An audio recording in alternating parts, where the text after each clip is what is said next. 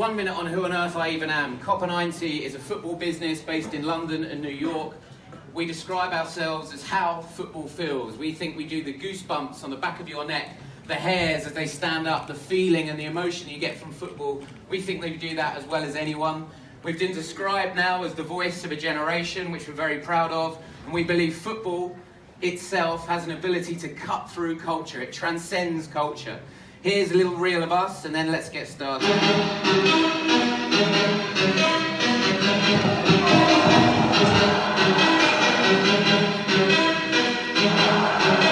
That's Channel 9, it's a regular TV channel. They won't talk to the RBB, the active sports members. They're not talking. Guess who they're talking to? Look at the suit, look at him walking off. If you don't know your structure, your identity, your philosophy, etc., there's a problem.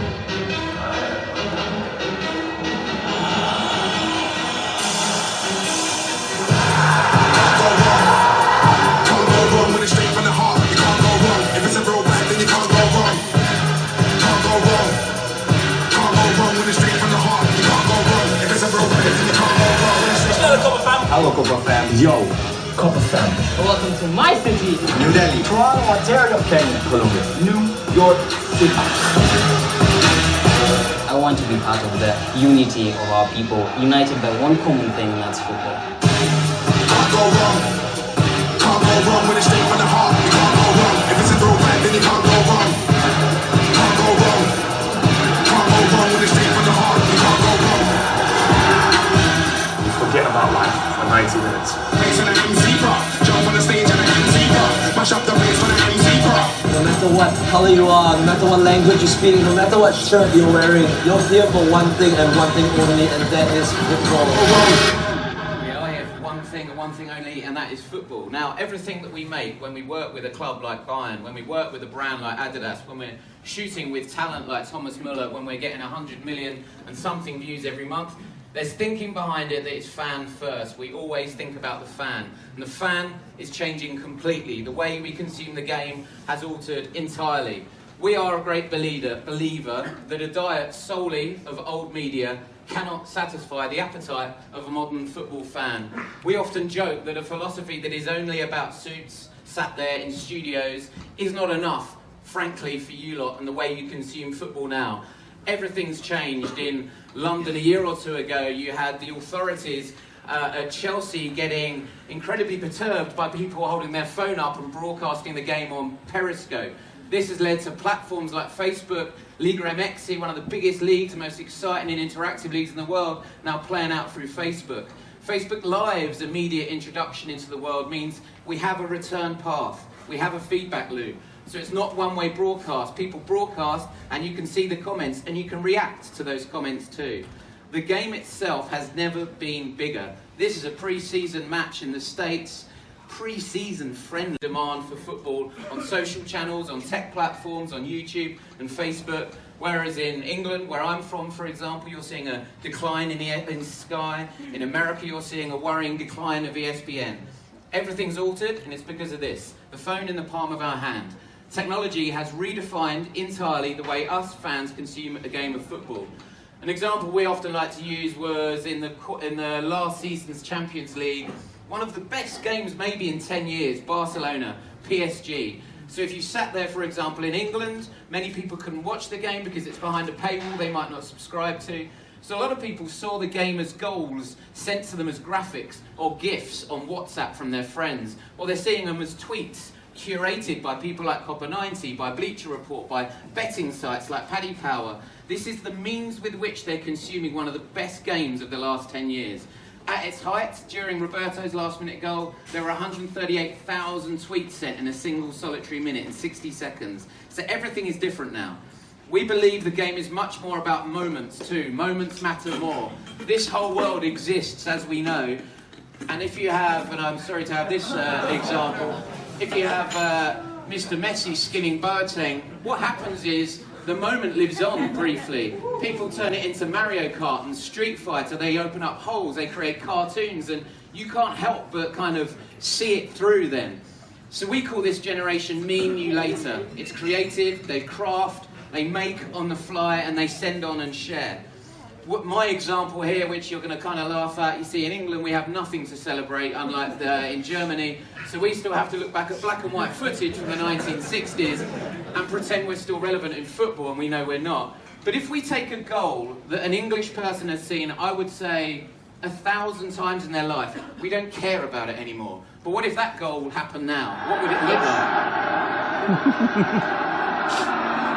And here comes Hurst, he's got some figure in the dipstick and it's all over. It is now. It's scored.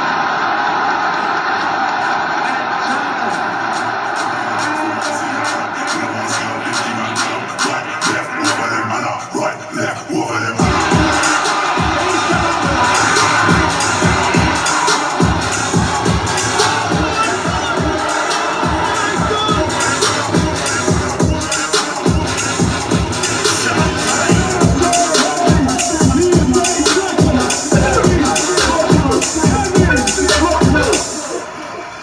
I was at a Facebook event recently where I actually showed that video, and Jeff Hurst, who scored the goal, was there. He was very perturbed to see his face mocked up on Ronaldo's body.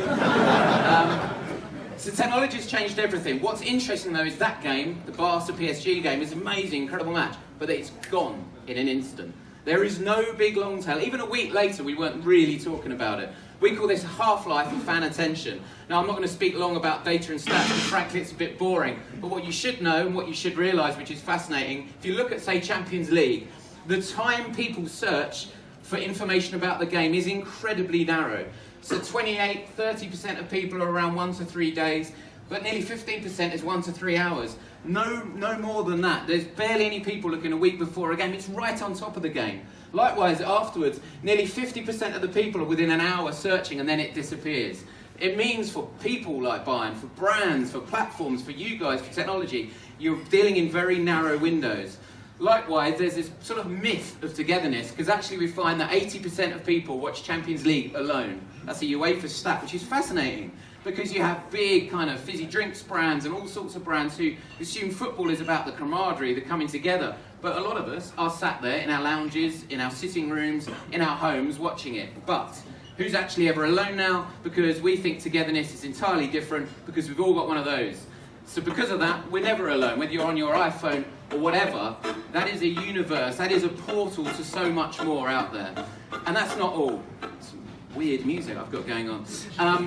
You've got a busy, hyper-connected fan that I think most of you probably do. You probably show traits of. You probably act in this way. And we think there's a few more interesting things that are happening now and maybe happening over the next 12 months worth looking at.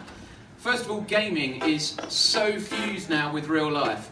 Fans game before the game. So they'll play as Ronaldo before actually watching Ronaldo. Gotcha. I like it. So before watching Real Madrid, you'll be actually playing as a Ronaldo avatar, trying to score the goals that you're expecting him in the game. People even take selfies with a video game graphic. Bear with me. This guy on the left works for us, he's a photographer. He went to Stamford Bridge, Chelsea's ground, came back and said, "Hey, I got a selfie with Alex Hunter." I'm like, what? He got a selfie with an actor who plays a computer game graphic in FIFA. So it's not even the real, so it's a real guy playing a graphic. I'm not even sure what it means. It shows it's completely one. Adidas, our great friends, partners of this event, of course, even advertise their Predator using Alex Hunter. They're advertising using a virtual character. For so many people under the age of 30, it is just football. There's no online, offline, there's no virtual real world. It's just football, predicated on the same data, the same stats, the same people, the same players, and we should think of it like that. My 8-year-old son looks at real football and says, "Wow, that looks really like FIFA." And of course, the world around it has exploded, from YouTube gamers, Wembley Stadiums sell out with Spencer FC, 35,000 people. There's my backing track back. Interviews like FIFA and Chill.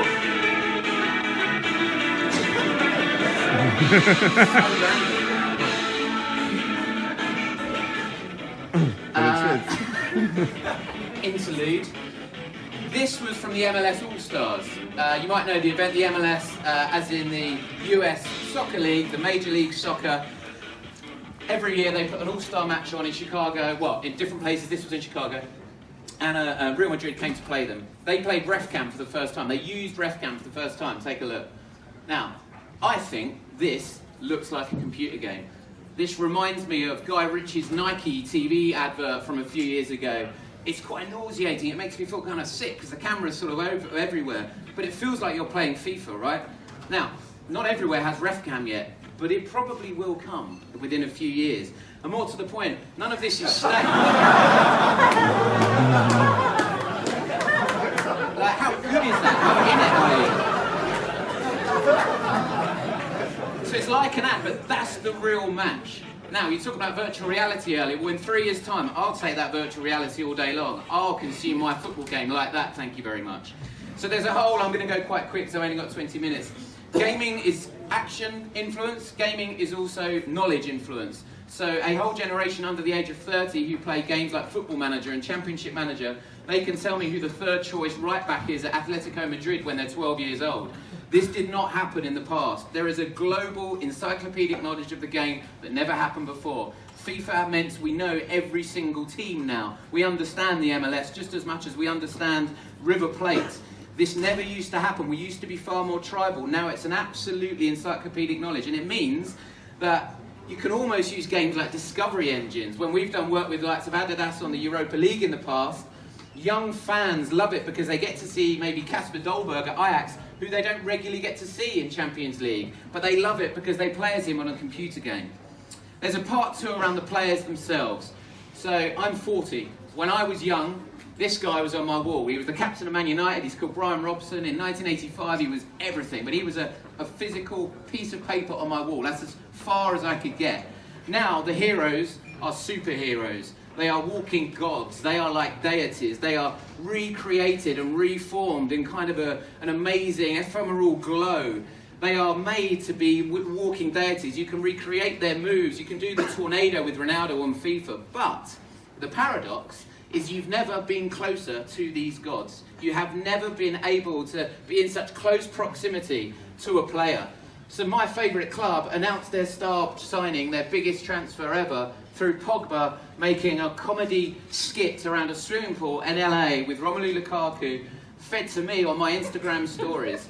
We expect that relationship now with our talent. It is so close. Snapchat and Insta stories has changed everything. And it means for brands, they have to be careful because if they only act in a way that they could have done in the 1980s, it doesn't touch the world of many of you people anymore. We expect a far closer relationship. For us, when we speak to brands, when we speak and look at products, we always say you need to be in it, not just on it. You can't just badge. You have to be a part of it. As we sort of approach, there's a new Champions League cycle. So in North America, for example, Turner Broadcasting have come in and they're going to change things a little bit around the Champions League. It's not so much around an armchair in the lounge because the matches start at 2 p.m. in New York City, right? So what is it about? Well, we think it's going to be about content in surprising places, and maybe there's some stuff here for when you're doing your actual sessions. Like my queue time suddenly is prime time. So my time on my mobile as I'm waiting in a queue, as I'm going about my day is important. What used to be really low rent media like the back of Taxi, I think will become very valuable media spots actually, because big important games are playing. So how can we measure that, leverage it and get people excited? Maybe old media can play to new rules. So maybe we can get groups and crowds around a bus stop and suddenly the game plays or suddenly reaction to a game unfurls when the crowd is sufficient. We should be able to push it now, and I love the idea of all you brilliant brains pushing it, because you push a club like Bayern, you push our partners like we're talking through to today, everything follows suit and you can change it. Audio is unbelievably big and it's very, very important, and it's been somewhat ignored until about 12 months ago. But cars are coming with inbuilt Alexa systems now. Smartphone penetration and having a voice-controlled smartphone is now going to be prevalent within 12 months. And of course, a whole new generation are getting up, talking to Siri on their iPad, talking to Alexa. Voice-controlled content is important. How does that kind of affect things and change things? Likewise, we should push our brands to become utility. If we are a fan, we want our experience augmented, pushed up, added value, real added value though. We want to get there quicker, easier, cheaper offers, food to us first, get in front. That's what we want as a fan. So for a brand to become that utility makes us really happy, and we're going to love that brand more. We believe fans, by the way, and this is right at the end now, are not paper thin. We are not two-dimensional. We are deep, complex, interesting creatures.